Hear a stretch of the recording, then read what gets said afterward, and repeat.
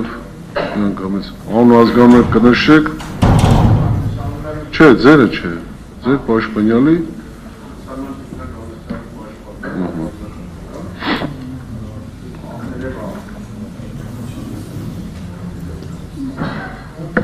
Ես դատարանին ներկայացնում եմ,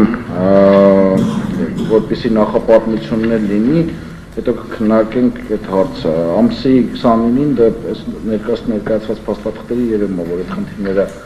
Տիգրան Գալստյանի մոտ արձանագրվել են հենց առաջի օրվանից քրեակատարողական, այսինքն դրանք ի սկզբանե առկա են եղել, արձանագրվել են հենց առաջին օրը քրեակատարողական հիմնարկ մտնելու ժամանակ, դատարանին ներկայացնում եմ Պրոտոն դիագնոստիկ ընկերությունում իրականացված անջատ եք, հա, Դավիթ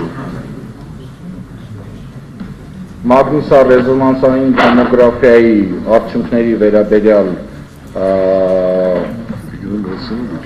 եզրակացությունը, որտեղ որ արձանագրվել են Տիգրան Գալստյանի խնդիրները, դրանից հետո Տիգրան Գալստյանը հոկտեմբերի 13-ին առկա խնդիրների պատճառով տեղափոխվել է Իզմիրլյան բժշկական կենտրոն, որտեղ որ Ես քանի որ հասկանում եմ բժշկական բնույթի տեղեկատվություն եք հրապարակում, գուցե քննարկման առարկա դարձվեր։ Այս պահին հարգելի հանրային մեղադրող, ես փաստաթղթերի անվանումներն եմ ասում բժշկական բաներով քննարկում։ Մեծ հաշվով եւ Տիգրան Գալստյանի հետ ենք, ես քանի որ հիվանդանոց եմ գնացել, քննարկել, դա կթողենք դատարանի հայեցողությանը, այսինքն դրամփակ լինի, մենք սկզբունքորեն այդպես խնդիր չենք դրել մեր առջև, որպեսզի այս հարցերը քննարկվի։ Ես փաստաթղթերը մի օրինակ էլ ձեր համար եմ ներկայացնելու, որպեսզի դուք էլ հասկանաք ինչ հիվանդություններ են ախտորոշվել, ես հիմա ժամանակագրությունը կներկայացնեմ։ Օրինակը կտրամադրեք, դատարանին նաև մեղադրանքի կողմին ընթացքում է։ Այո։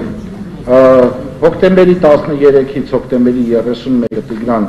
Գալստյանը բուժում է ստացել Իզմիրլյան բժշկական կենտրոնում, որտեղ հետագա բուժումից կամ վիրահատական միջամտությունից սեփական կամքով իր նախաձեռնությամբ հրաժարվել է, որովհետև այնտեղ դատական նիստեր էր արանքում են գնում, որ իր բացակայության պատճառով դատական նիստը չձախողվի, այդ իսկ պատճառով տեղափոխվել էր քրեակատարողական հիմնարկ, բայց վիճակը անելանելի էր ու մի քանի օր հետո կրկին հետա վերադարձվել Իզմիրլյան բժշկական կենտրոն, տեղեկան զարմացի վիճակով է հետ եկել Տիգրան Գալստյանը քրեակատարողական հիմնարկ։ Այս ընթացքում մեր կողմից նաև ձեռք է բերվել այդ դուրսգրման ժամանակավոր դուրսգրման ժամանակ Տիգրան Գալստյանի վերաբերյալ էպիկրիզը, որը որ կրկին կներկայացնեմ կողմերին եւ հարցում եմ կատարել առողջապահության նախարարության քրեակատարողական բժշկության կենտրոն, ավելի տարբեր քրեակատարողական հիմնարկ եւ պատասխան եմ ստացել քրեակատարողական բժշկության կենտրոնից Տիգրան Գալստյանի մեծ հաշվով ընդհանուր իրավիճակի հետ կապված քրեակատարողական հիմնարկ ընդունվելուց հետո մինչև այդ վերջի տեղափոխումը հիվանդանոցի դատարան դրանք ներկայացնում եմ մի օրինակ իմ ասած փաստաթղթեր, այսինքն ստացվեց MRT-ի հետազոտության արդյունքները, բժշկական կենտրոնից պատասխանը, Իզմիրլյան բժշկական կենտրոնի կողմից տրված երկու տեղեկանքները եւ էպիկրիզը ներկայացնում եմ մեղադրանքի կողմին մի օրինակ Իմ մատնանշած փաստաթղթերի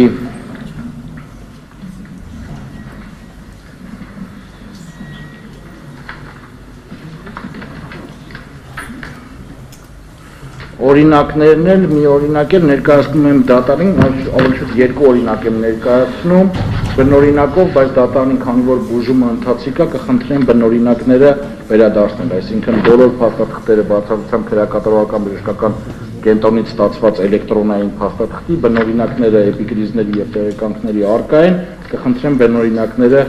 համեմատելուց հետո վերադարձնել ինձ, որպեսզի ամեն դեպքում շարունակվի։